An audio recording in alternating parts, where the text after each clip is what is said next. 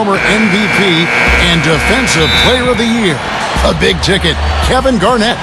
Then it's Pierce, and it's Bass in at the four-man position.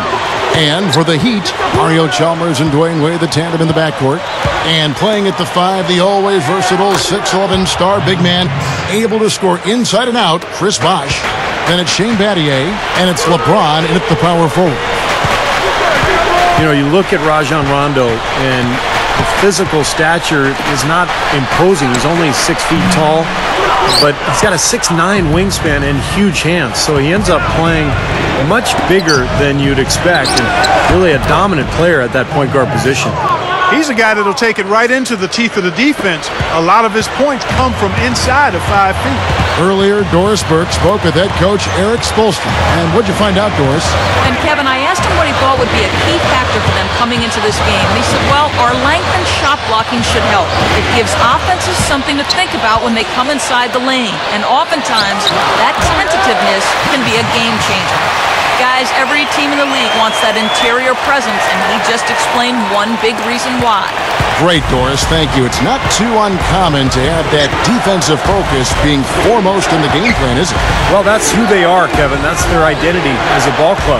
And so every game they start out thinking, let's shut the opponent down. And not with just any kind of defense, guys. I mean, they want to get up into you, nose-to-nose, aggressive, in-your-face defense. Pierce with it. Picked up by Battier. Garnett left side. The 18-footer is right on the mark. And Clark, when you talk about having big hands, you know, the ability to control the ball, how big is that for an NBA player, would you say?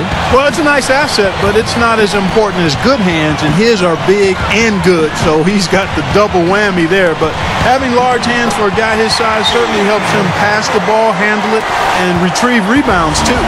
Well, for him, that finger roll is almost second nature. That's a tough shot for most players. Shot's good. Rondo's got his first basket of the night. This has been the start that they had hoped for, coming out knocking down 4 of their first 5 shots. Here's Chalmers. Gives him the lead pass. Bosh.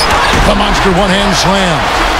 And not much resistance on that jam. Yeah, defensively, you're right. Not a great sequence. Well, they lost track of him, and they paid the price.